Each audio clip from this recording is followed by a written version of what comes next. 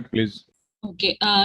Good morning, everyone. Today I will be presenting lactation optic neuritis, a case series.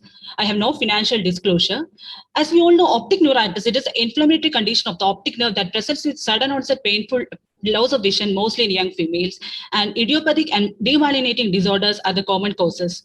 Lactation optic neuritis. It is the optic neuritis that occurs postpartum during lactation, and previously it was considered as a clinical entity of its own.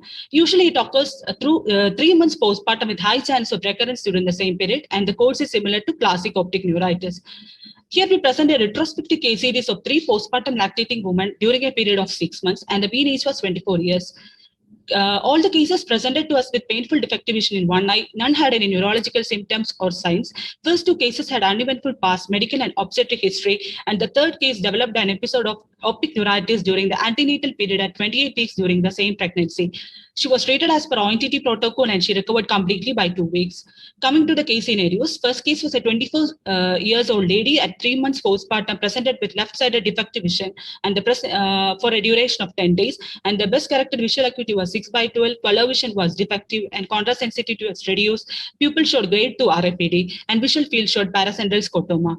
Case 2, it is a 26 years old lady presented at 3 months postpartum with right eye defective vision of 10 days and visual acuity was 5/60. Pupil showed grade 4 RAPD and visual field showed temporal defect. Case 3 is a 22 years old lady. For the first time, she presented at 28 weeks of gestation with right-sided defective vision of 10 days duration. Presenting visual acuity was 1/60. Pupil showed grade 4 RAPD and visual field showed inferior altitudinal defect. She presented to us during the second episode at postpartum 3 months with left-sided defective vision of 7 days duration. With best corrected visual acuity was 1/60 and the color vision, everything cannot be assessed and pupil showed grade 4 RAPD. These are the fundus photos of the first 2 cases showing disc edema. And this is a fundus photo of the second case, case 2 during the second episode showing temporal pallor in the right eye and left eye papillitis. All the patients were investigated, routine investigations were done and everything was normal except for raised DSR. And the third case, aquaporin 4 and anti-MOG antibodies tested was negative. MRI of the brain and orbit showed optic nerve swelling in all the participants and case 3 had additional findings, demyelinating findings in the brain. Suggestive of multiple sclerosis. These are the MRI findings, axial fat suppressed T2 image showing thickened intraorbital segment of the optic nerve, suggestive of optic neuritis. These are the findings in the other MRI.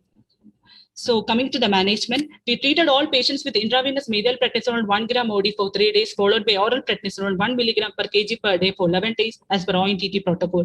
We continued breastfeeding during the steroid treatment. We advised to postpone the nursing for 4 hours after corticosteroid treatment. Case number 3 was referred to the neurologist and she was started on immunosuppressants. We followed up every 2 weeks for the first 1 month and monthly for next 2 months and thereafter 3 months.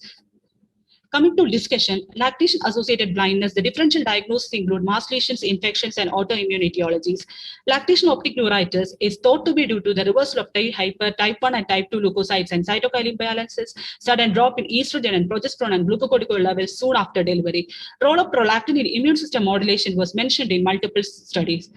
In 25% of patients with multiple sclerosis, optic neuritis is the initial presenting symptoms. Hence, it is uncertain if lactation optic neuritis is truly idiopathic or a forerunner of multiple sclerosis. Erkile et al. Had reported on a case series of 4 lactating women who experienced optic neuritis as the first clinical manifestation of incipient multiple sclerosis.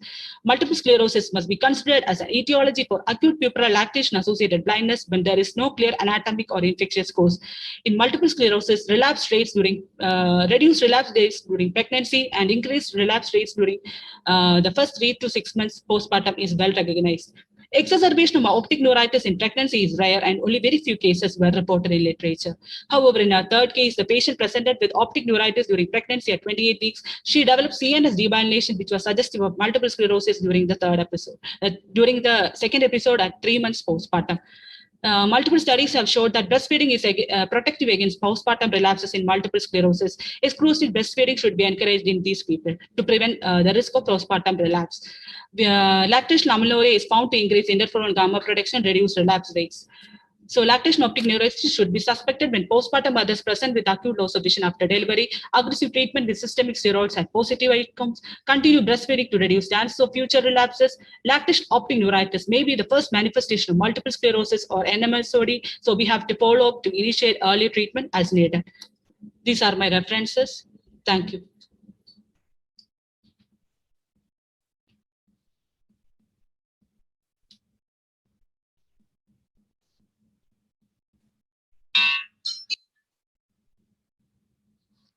Hello, sir.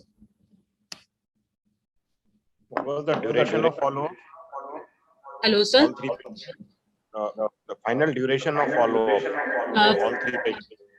Yes, sir. First 3 patients we were able to follow till 6 months, and the second and the recurrent case, she developed this when we found that she developed the CNS demyelinating features. We referred her to neurologist, and she came for follow-up we could follow up her only for 1 month, and then by that time her visual functions all has improved, and thereafter we lost her follow-up. But she's when we call up her on her phone, she's found to have normal, and she is now under neurologist treatment on immunosuppressants, but she didn't follow up here in our clinic.